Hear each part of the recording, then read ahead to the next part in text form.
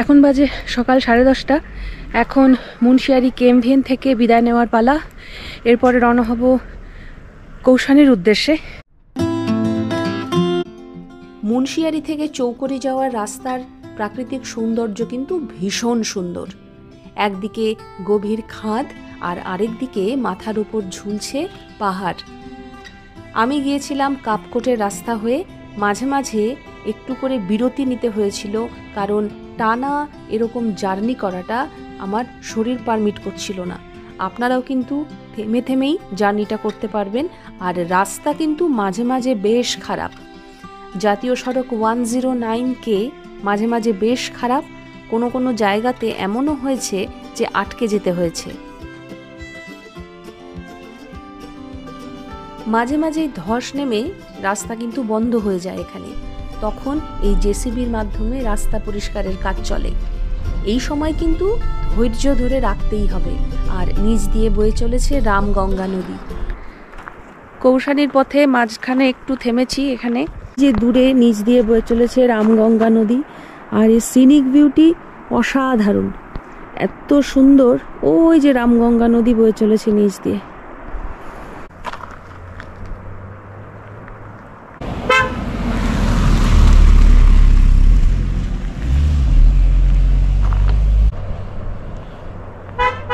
বাগেশ্বর থেকে 8 কিলোমিটার আগে একটা জায়গা আছে, পিন্ডারি রোড, দেবেলচড়া।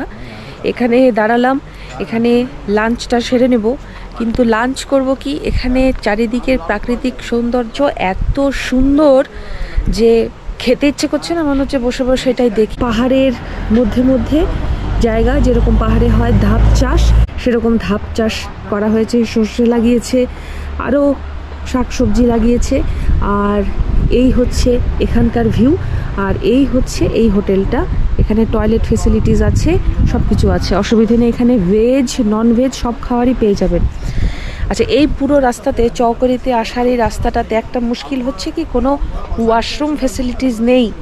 বিশেষ করে মহিলাদের পক্ষে যেটা খুবই অসুবিধাজনক, সবার ক্ষেত্রেই অসুবিধাজনক, কিন্তু ওয়াশরুম ফেসিলিটিস কিন্তু নেই। এটা একটা খুব বড় সমস্যা যেটা আমার লাগলো।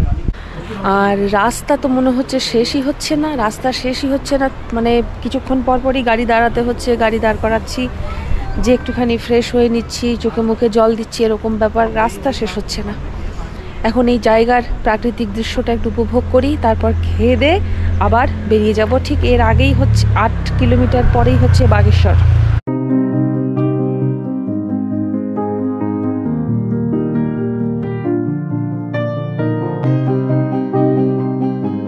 इसकी दुगनी बननी है, यहाँ तक आ रही है। ये रोड इसकी दुगनी बनने वाली है। এখানে আছে একটা মিক্সড ভেজিটেবল, এক প্লেট রাইস, ডাল, স্যালাড, আর চিকেনটা এক্সট্রা নিয়েছি। 4 পিস চিকেন 150। আর এখানে দিয়েছি 4টে রুটি। ये बागेश्वर बाजार है ना? जी जी। সানসেট হচ্ছে, সানসেটটা খুব দেখার ইচ্ছে ছিল কৌশানি থেকে, কিন্তু সেটা মনে হয় না আর হবে। অনেকটা সময় চলে গেল লাঞ্চ করতে।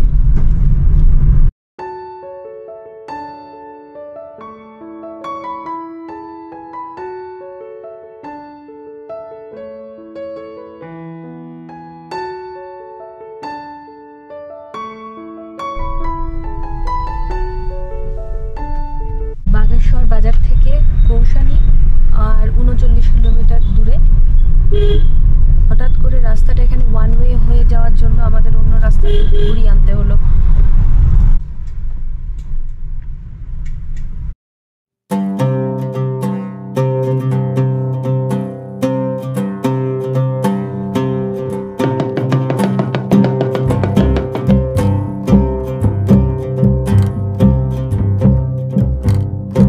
এখন বাজে সন্ধ্যে 6:15। বৈদ্যনাথ মন্দির দেখা হয়ে গেছে। অনেকটা দেরি হয়ে গেল। এখান থেকে কৌশানি আরও প্রায় ঘন্টাখানেক মতন লেগে যাবে। মন্দির পুরো অন্ধকার। তার একটা বাচ্চা মেয়ে ঘুরিয়ে ঘুরিয়ে দেখালো। আমি খালি দর্শনার্থী, এখন আর কেউ নেই। মন্দিরটা ভালোভাবে দেখতে পারলাম না। খুব সুন্দর মন্দিরটা, কিন্তু সন্ধ্যা হয়ে যাওয়ার জন্য মন্দিরটা ভালোভাবে ঠিক দেখতেই পারলাম না। যাই হোক, কি করা যাবে। এখন মন্দির দর্শন করে এখন সোজা কৌশানির দিকে এগোবো।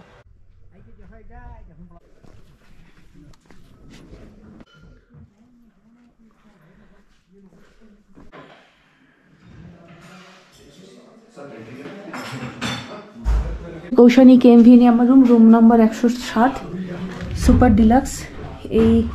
এটা হচ্ছে ঘর, এখানে বেড, ডাবল বেড, আর এই হচ্ছে বাথরুম। সুপার ডিলাক্স, কিন্তু কি সুপার ডিলাক্স এটা জানি না, গিজার আছে, সব কিছু আছে। এখানে দুটো চেয়ার, এই টিভি পুরোনো দিনের, ওয়ার্ড্রোব, এখানে আলমারি, এখানে দুটো লেপ দেওয়া আছে। এই হচ্ছে বাইরের ভিউ। বাইরের ভিউ এখনো কিছু বোঝা যাচ্ছে না, সেটা কালকে সকালবেলা দেখবো কি ভিউ। এই রুম বেসিক, একদম বেসিক। সুপার ডিলাক্স এরকম কিরকম হয় জানি না। এটার রুম জিএসটি দিয়ে 3000 টাকা। এখন আর কথা বলার এনার্জি নেই, আবার কালকে সকালে কথা হচ্ছে।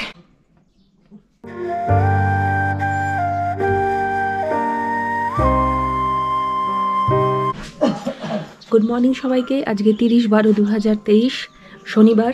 এখন আমি আছি কৌশানীতে। কৌশানীতে এসেছি কালকে রাত্রে, কিন্তু কালকে এত লং ডিস্টেন্স মুন্সিয়ারি থেকে কৌশানীতে আসার জন্য শরীরে একটুকু এনার্জি ছিল না যে আমি কালকে কোনো ভিডিও করি।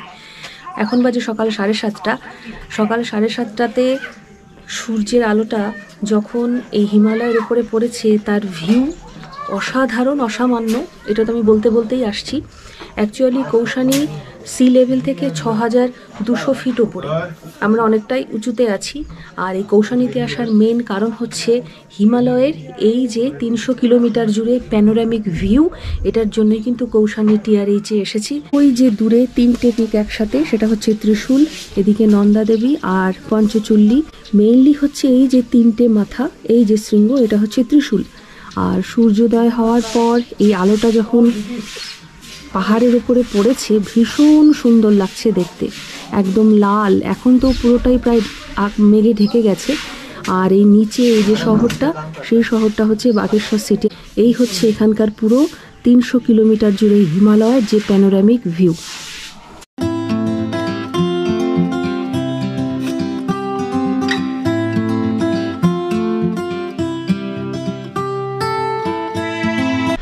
এখন বাজে সকাল 10টা। কেএমভিএন কৌশানী থেকে চেক আউট করে এখন বেরিয়ে যাব লালকুয়ার উদ্দেশ্যে।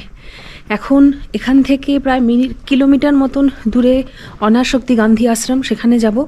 গান্ধী আশ্রম থেকে কৌশানী টি এস্টেট যেটা আছে সেটা যদি দেখতে পারি, সময় হয়, আর নইলে সোজা বেরিয়ে যাব লালকুয়ার জন্য। এখান থেকে লালকুয়া যেতে মোটামুটি 6 থেকে 7 ঘন্টা লাগবে। এখান থেকে ভওয়ালি, হলদিওয়ানি হয়ে আমি যাব লালকুয়াতে। লালকুয়ায় 7:30টায় ট্রেন আছে। হুমায়ুন ভ্রমণের শেষ পর্যায়ে আমি চলে এসেছি।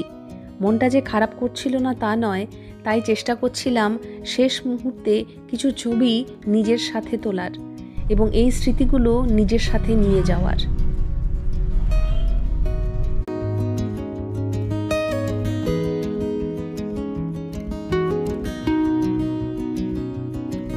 গান্ধীজির স্মৃতি বিজড়িত অনাসক্তি আশ্রম। এখানে গান্ধীজি 1929 সালে এসেছিলেন এবং সপ্তাহ 2 মতো ছিলেন। তার এই জায়গাটা, তার এই কৌশানীকে এত ভালো লেগেছিল যে তিনি কৌশানীকে বলেছিলেন সুইজারল্যান্ড অফ ইন্ডিয়া।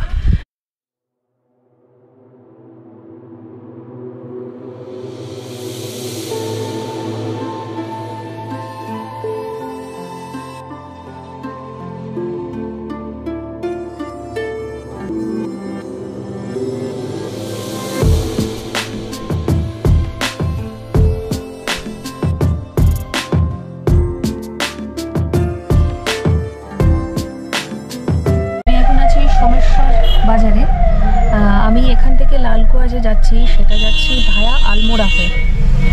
ভায়া আলমোড়া হয়ে কৌশানী থেকে লালকুয়ার দূরত্ব নিয়ার অ্যাবাউট 160। আর যদি রানীক্ষেত হয়ে যেতাম তাহলেও আমি লালকুয়ায় পৌঁছতে পারতাম, কিন্তু সেটার কৌশানী থেকে ভায়া রানীক্ষেত হয়ে লালকুয়ার ডিস্টেন্সটা অনেকটাই বেশি। সেই কারণে আমি বেছে নিয়েছি যে আলমোড়া হয়ে আমি লালকুয়ায় যাব। রাস্তায় ক্যাঁচি ধাম পড়বে, তাহলে ক্যাঁচি ধামে নামবো।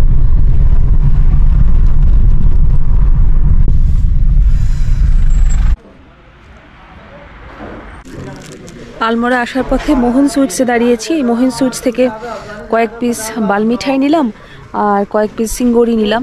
তবে এই 3টে দোকান পরপর এক একটা দোকান কিন্তু এক এক রকম দাম চাইছে।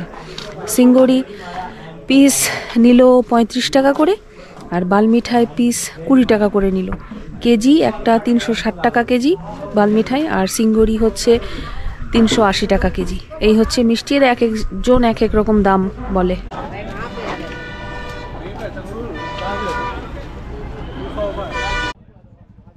1960-এর দশকে শ্রী নিম করলি বাবা এই কাঁচিধাম মন্দিরটি প্রতিষ্ঠা করেন।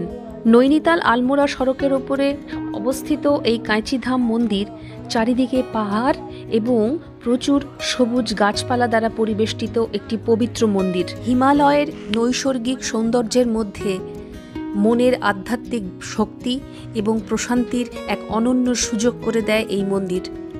দর্শন কমপ্লিট হলো নিম করলি বাবার। এখন ওপরে যাচ্ছি, এখানে পার্কিং লেগেছে 120 টাকা। হলুদ রঙের এই বড় বড় লেবুগুলোকে বলা হয় চুক, যেটা উত্তরাখণ্ডের একটি ফেমাস লেবু। পাহাড়ে যাদের ভমিটিংয়ের সমস্যা আছে তারা কিন্তু এই লেবুর জুসটা খেতে পারেন, খুব উপকার হবে। কাঁচিধাম থেকে লালকুয়ার দূরত্ব প্রায় 70 কিলোমিটার, মোটামুটি ধরে নিচ্ছি 1.5 থেকে 2 ঘন্টা লাগবে। আর এটা যেখানে আমি দাঁড়িয়েছি সেটা হচ্ছে কাঁচিধামের পার্কিং প্লেস, মানে এখানে ডাকাতি চলছে। 120 টাকা করে হচ্ছে কার পার্কিং। এটা ঠিক আমাদের ড্রাইভারও জানতো না মানেও দেখেনি, একটা জায়গায় লেখা আছে মন্দির থেকে ছাড়িয়ে একটু ওপরে চলে যাবেন, সেখানে কিন্তু রাস্তার ধারে গাড়ি পার্কিং করা যেতে পারে। এখানে পার্কিং প্লেসে ঢোকালেই এখানে 120 টাকা পার্কিং ফি, যেটা প্রচুর বেশি।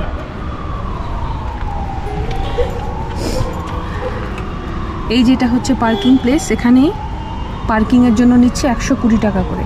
এই রাস্তা দিয়ে ওপরে সোজা মন্দিরের দিকে গিয়ে মন্দিরের গেটটা ছাড়িয়ে আরেকটু উঠে গেলেই পার্কিংয়ের জন্য গাড়ি রাখার ব্যবস্থা আছে। এখন বাজে সন্ধে প্রায় 6:45। আমি লালকুয়া জাংশনে চলে এসেছি। লালকুয়া জাংশন থেকে ট্রেন নাম্বার 12354 লালকুয়া হাওড়া ট্রেনটা আমি ধরেছি। আচ্ছা, এই ট্রেনে আমি হাওড়ায় যাচ্ছি না, আমি কালকে সকাল 7টায় এই ট্রেন পৌঁছবে বেনারসে। আমি বেনারসে নামবো, বেনারসে একটা দিন কাটিয়ে কালকে ডিব্রুগড় রাজধানী ধরবো। এই আমার আপাতত প্ল্যান আছে। ট্রেন দিয়েছে 3 নম্বরে, মানে লাগেজ টানতে টানতে টানতে একদম যাতা অবস্থা। যাই হোক, কোনো মতে লাগেজ এনে এখন ট্রেনে সেট করে দিয়ে এই আমি আপনাদের সাথে কথা বলছি। আচ্ছা, আমার কুমায়ুন পর্ব কিন্তু আজকে এখানেই শেষ হলো। প্রত্যেকটা ভিডিও আপনাদের কেমন লেগেছে আপনারা অবশ্যই আমাকে জানাবেন, এবং ভিডিওতে যদি একটা লাইক করেন আমার তাহলে খুব ভালো লাগবে। এবং প্রত্যেকটা ভিডিও কেমন লাগলো তার যদি কোনো প্রশ্ন থাকে আপনারা আমাকে কমেন্টে অবশ্যই করতে পারেন। আমার চ্যানেল অনুমিতা দাশগুপ্ত, আমি বিভিন্ন জায়গায় ঘুরে বেড়াচ্ছি, তার ভিডিও করার চেষ্টা করছি, ডকুমেন্টেড করে রাখছি, কারণ এই ডকুমেন্টেশনগুলো আমার কাছে খুব গুরুত্বপূর্ণ, কারণ এগুলোই হচ্ছে স্মৃতি, তাই না? তাই আমার ভিডিওগুলো যদি ভালো লাগে আমার চ্যানেলটাকে সাবস্ক্রাইব করতে কিন্তু একদম ভুলবেন না, ঠিক আছে? তাহলে লালকুয়া জাংশন থেকে আমার কুমায়ুন পর্ব এখানেই শেষ করছি, বিদায় নিচ্ছি আমি। আবার দেখা হবে নতুন কোনো ভ্রমণের সিরিজে। এখনকার মতন টাটা।